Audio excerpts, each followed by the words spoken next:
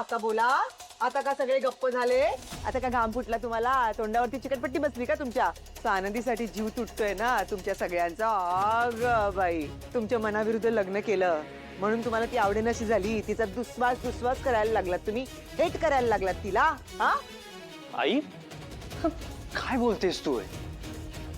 तुला नीट माहितीये ना ह्या विषयावर आपलं कोणाचंच एकमत होणार नाहीये, तरी पण का सारखं सारखं याच विषयावर बोलायचं असतं तुला? आई प्लीज तुम्ही जरा बाबांचा विचार करा ना. आत्ता कुठे बरे झालेत ते, so please please try and understand त्यांच्यासाठी तरी. हे जे काय मी करते ना त्यामुळे सगळ्यांना त्रास होतो. मी विषय वाढवते म्हणून हे आजारी पडतात. या घरामध्ये जे जे काही वाईट वाईट वाईट होतंय ना त्याला फक्त जबाबदार मीच आहे ना, मीच आहे ना. कालपर्यंत तुम्ही लोक सगळे फक्त माझा दुस्वास करत होतात. आज तर सुश्मिता पण दुस्वास करायला लागलात तुम्ही. काय काय बोलावं? हा आई, this is not fair. Correct, not fair. हेच म्हणतेय मी. एवढीशी आपली छक्कुली पिल्लू, आपलं शेंडे फळ बघा, तिने केवढी मोठी जबाबदारी आपल्या खांद्यावर घेतली आहे आणि ती पारही पाडतीये व्यवस्थित. याचा आनंद नाही झाला तुम्हाला? कुठे गेलं तुमचं प्रेम? कुठे गेला? आई तुमचं जसं तिच्यावर प्रेम आहे ना तसं आमचं सगळ्यांचं तिच्यावरती प्रेम आहे आणि म्हणूनच तिची काळजी वाटते. आई ती ज्या पाथवर चाललीये ना तो चुकीचा पाथ आहे. आई ती आता नंदुताई बरोबर कशी वागते बघताय ना तुम्ही. चुकीचं आहे सगळं ते. जाऊ दे अधिरा, सोडून दे. मी तुला नेहमी म्हणतो या बाईशी बोलणं म्हणजे पालथ्या घड्यावर पाणी. नाहीतरी आपल्या हातात आता काय उरलंय. पण देवाकडे माझी एकच प्रार्थना आहे, सुष्मितानं जे अधिकार ओरबाडून घेतलेत ना त्याचा त्यानं गैरवापर करू नये, एवढंच. बाकी बाकी सगळं त्याच्या हातात आहे.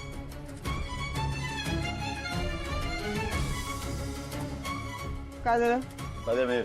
बाळा पुढे छान झालं. थँक्यू बाबा. हे बरं आहे. सगळं मनाविरुद्ध झालं की नाही, किंवा उठून निघून जायचं, नाही तर मग आजारी पडायचं. या सगळ्याला ना कारणीभूत मीच आहे नाही का? म्हणजे सहानुभूती घ्यायची यांनी आणि शिव्या कोणी खायच्या? मी. वाईटपणा कोणी घ्यायचा? मी, है ना? असो, चला असो काय असो, असो बिसो काय नाहीये. कळलं ना? सत्य कटू असतं. लहान नाही आहेस तू आता, आई झालीयस. छोटं बाळ आहे तुझ्या घरी, त्याची जबाबदारी ठेवली पाहिजे ना तुला. आणि हे असं सगळं सोडून, मुलीला तिकडे सोडून, जबाबदारी तिकडेच टाकून हे अशी बॅग घेऊन इकडे निघून यायचं, हे काही बरोबर नाही अर्पिता. बरं, आणि आलीस आणि या घरातला आनंद घेतला, शांत राहिलीस, असं होत नाही. तू प्रत्येक गोष्टी ढवळाढवळ करत असतेस घरातल्या, जे मला बिलकुल आवडत नाही.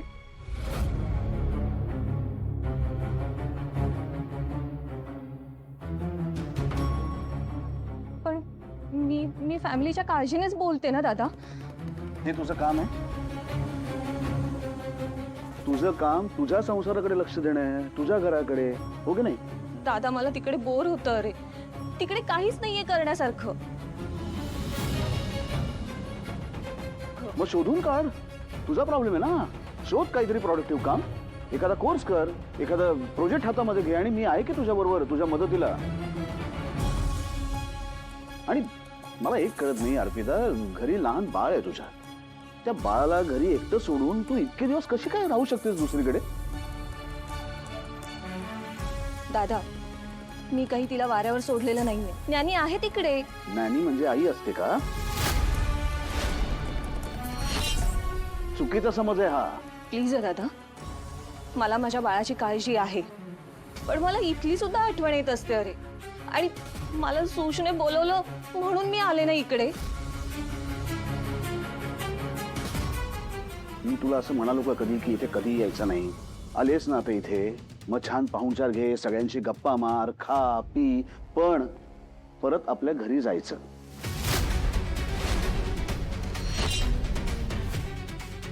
तू ये ना इथे, 15 दिवसात एकदा ये, महिन्याभरात एकदा ये, आम्हालाही बरं वाटणार आहे तू आल्यानंतर. पण कायमचं राहायला नाही.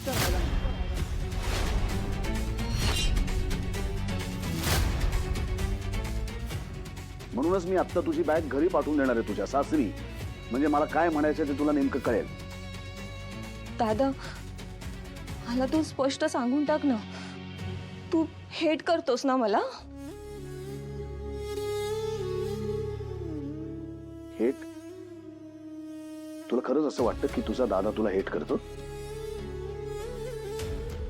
तुला कळतंय का अर्पिता, तुम्ही भावंड, मला भावंड कमी, मुलं जास्त आहात माझ्यासाठी. तुमच्या आनंदात माझा आनंद आहे. तुम्ही आनंदी राहावं हीच माझी इच्छा आहे, पण तुम्ही देखील थोडंसं जबाबदारीने वागलं पाहिजे की नाही?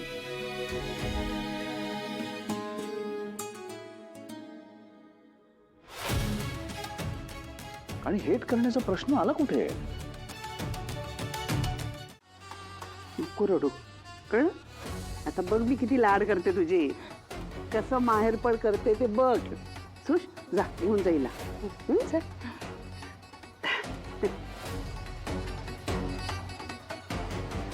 स्वानंदी,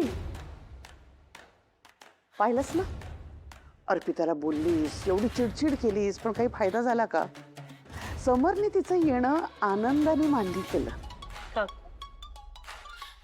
हो, त्यांचं इथे येणं हे अमान्य नव्हतंच कधी. तुम्ही राजवाड्यांचं बोलणं नीट नाही ऐकलत का? ते काय म्हणाले की अर्पिता ताई इथे आपल्याला भेटायला या येऊ शकतात, त्यांचं माहेर आहे ना हे.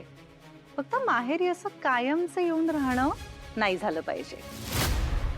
आणि खरं तर तुम्ही तिने इथे येऊन राहावं ही अशी स्वप्न बघण्यापेक्षा आज मुलीला लग्न करून सासरी पाठवल्यात ना, मग तिचा संसार कसा छान होईल यासाठी काम करा.